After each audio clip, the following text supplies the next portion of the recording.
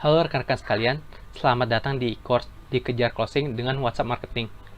Pada kesempatan kali ini, kita akan membahas tentang cara mempersiapkan tim admin di WhatsApp. Sudah siap ya untuk terima materinya?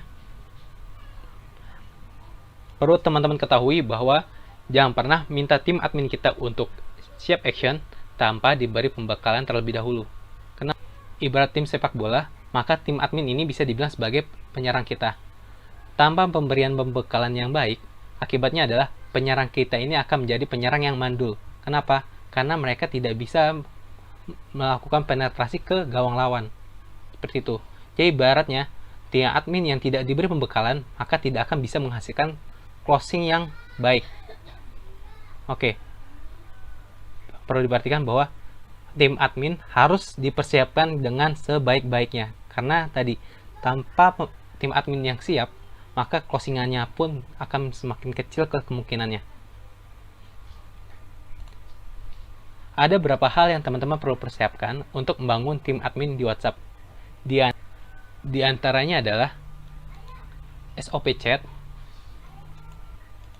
pengetahuan produk, sales script, sama siapkan FAQ atau Frequently Asked Question, yaitu adalah kumpulan pertanyaan yang sering ditanyakan oleh calon pembeli di WhatsApp. Oke, kita akan bahas satu persatu poin demi poin. Yang pertama, SOP chat. Ada beberapa SOP chat yang perlu teman-teman perhatikan. Di antaranya adalah reply chat. Jadi, teman-teman harus memberikan SOP terkait reply chat kepada tim admin yang teman-teman persiapkan. Kenapa? Jangan sampai ketika ada chat yang masuk, maka responnya menjadi lambat. Oleh sebab itu, perlu di tim admin kita perlu diberikan SOP terkait reply chat. Berapa lama sih chat yang masuk untuk di-reply? Apakah 1 kali 24 jam, 1 kali 1 jam, atau berapa lama? Jadi, sebisa mungkin kita tentukan SOP untuk nge-reply chat. Jangan sampai ketika sudah ada chat yang masuk, malahan tim admin kita tidak mereply-nya, sehingga si calon buyer menjadi pergi karena kita slow respon. Selanjutnya, gaya bahasa. Kesalahan penentuan gaya bahasa akan mengakibatkan si calon pembeli menjadi tidak jadi beli. Kenapa? Karena ada kemungkinan si calon pembeli merasa tidak nyaman dengan gaya bahasa dari chatting si admin ini. Bayangkan ketika kita membangun sebuah perusahaan jasa konsultan misalkan, tapi tim adminnya itu menggunakan bahasa yang alay. Maka bisa teman-teman bayangkan bahwa perusahaan yang sudah kita bangun menjadi tidak kredibel di mata calon konsumen tadi. Karena kesalahan dalam pemilihan bahasa. Oleh karena itu, sangat penting untuk adanya SOP dalam gaya bahasa ketika melakukan reply chat WhatsApp. Yang ketiga, sapaan. Kita juga harus menentukan sapaan kepada orang-orang yang chat kepada kita. Apakah menggunakan kalimat brosis ataupun Pak, Bu, Mbak, Mas, atau seperti apa. Jangan sampai ketika kita punya brand yang sudah sangat besar, tapi sapaannya tidak ditentukan. Akibatnya, kesalahan dalam penggunaan sapaan pun bisa mengakibatkan si calon pembeli tidak jadi beli. Seperti itu. Yang selanjutnya adalah SOP terkait jadwal pengiriman materi edukasi dan materi promosi. Perlu diperhatikan bahwa pentingnya materi edukasi dan promosi ini akan meningkatkan konversi dari sales penjualan kita di kontak WhatsApp kita. Karena jika teman-teman sudah mengikuti materi sebelumnya terkait efektivitas broadcast, maka sangat penting dilakukan penjadwalan terkait materi edukasi dan juga materi promosi. Jangan sampai kita keseringan promosi tanpa melakukan edukasi sama sekali. Karena tadi, orang-orang yang join WhatsApp list kita, tujuan awalnya adalah untuk mendapatkan manfaat dari WhatsApp kita, bukan cuma untuk mendapatkan promosi. Oleh karena itu, kita perlu melakukan penjadwalan dalam pengiriman materi edukasi dan juga materi promosi. Oke, kita lanjut ke materi berikutnya ya. Yang kedua, pengetahuan produk. pengetahuan produk sangat penting dimiliki oleh tim admin jika ingin memaksimalkan penjualan. Jangan sampai tim admin kita tidak tahu sama sekali terkait produk yang kita jual. Atau pengetahuannya terkait produk kita pun sangat minim. Pada akhirnya, ketika ada chat, tim admin kita akan kembali lagi kepada kita untuk menanyakan terkait produk yang kita jualkan. Jangan sampai terjadi hal seperti ini. Karena tujuan kita memiliki tim admin adalah untuk memudahkan pekerjaan kita. Jangan sampai ketika kita sudah membangun tim admin ini malah menjadi salah satu pekerjaan kita lainnya yang harus kita kerjakan. Maka bisa dibilang ketika kita sudah membangun tim admin, sangat diharuskan tim admin kita ini sudah paham terkait produk yang kita tawarkan. Ada beberapa pengetahuan produk yang wajib dimiliki oleh tim admin kita. Di antaranya adalah terkait bahan material produk. Misalkan kita menjual suatu produk, harga atau promo produk yang sedang berlaku, jadwal pengiriman jika memang barang itu harus dikirimkan, nomor rekening transfer, sampai tim admin kita tidak tahu terkait rekening transfer bisnis kita. Akibatnya, si pembeli sudah kirim rekening, tapi ternyata rekening yang dikirimkan oleh tim admin salah misalkan.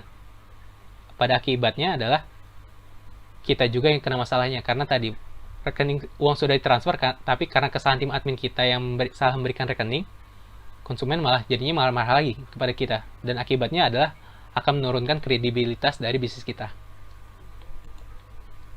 Kemudian, jumlah produk yang terjual. Ini sangat penting untuk diketahui oleh tim admin kita. Tujuannya adalah agar si calon konsumen semakin yakin dengan produk yang akan dia beli.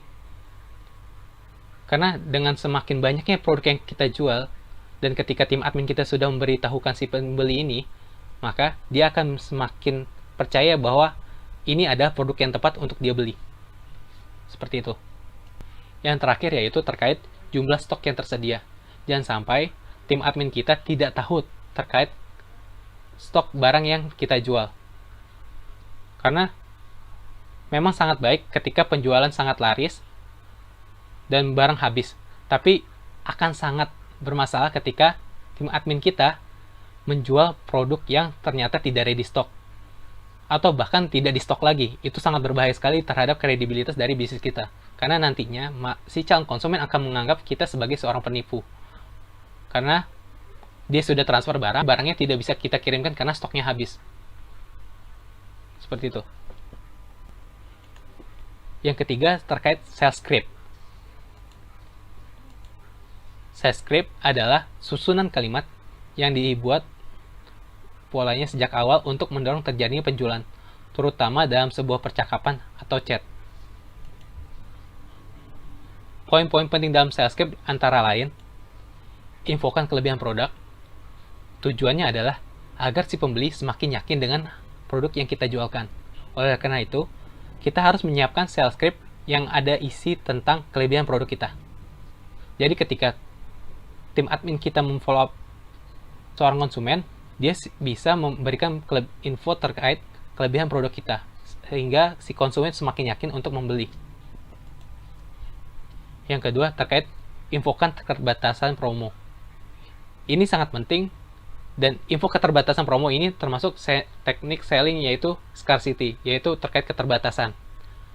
Dengan menginfokan keterbatasan promo akan mengakibatkan si calon konsumen akan semakin cepat untuk melakukan transfer karena dia tidak ingin ketinggalan promo kita.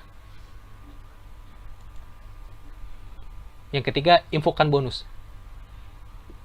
Bonus ini termasuk salah satu teknik gain, yaitu dengan memberikan keuntungan kepada si calon pembeli. Dengan diberikan keuntungan, tentunya dia akan semakin cepat untuk melakukan transfer karena dia akan merasa rugi ketika dia tidak bisa mendapatkan bonus yang akan kita berikan. Oleh karena itu, sangat penting untuk tim admin kita memberikan info bonus ketika memfollow up seorang klien.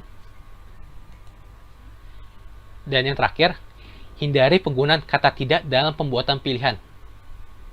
Maksudnya gimana, Mas, kata tidak ini? Contohnya seperti ini. Ketika tim admin kita melakukan follow up, lalu dia memberikan kalimat misalkan, "Bu, jadi transfer atau tidak?" Bisa teman-teman dengar bahwa jadi transfer atau tidak. Jadi ada pilihan transfer dan tidak.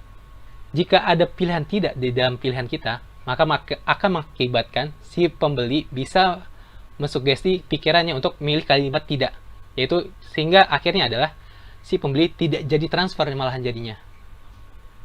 Oleh karena itu, hindari kata tidak dalam penggunaan pilihan. Jadi kalimatnya bisa diganti dengan, Bu, jadi transfer hari ini atau besok, atau Bu, jadinya transfer ke rekening A atau ke rekening B. Seperti itu. Jadi hindari penggunaan pilihan tidak dalam pemberian pilihan di sales script kita. Oke, bagaimana teman-teman? Semoga bisa mudah dimengerti ya. Oke, kita lanjut. Yang keempat, FAQ atau Frequently Asked Question. FAQ adalah kumpulan jawaban dari pertanyaan yang sering ditanyakan oleh orang yang chat mengenai produk kita. Jadi sebisa mungkin, ketika kita membangun tim admin, kita sudah mempersiapkan juga FAQ.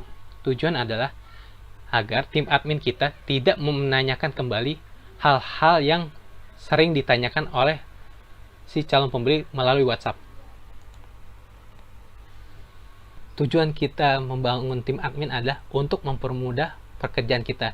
Jangan sampai ketika kita sudah membangun tim admin kita malah menjadi pekerjaan baru untuk kita. Seperti itu.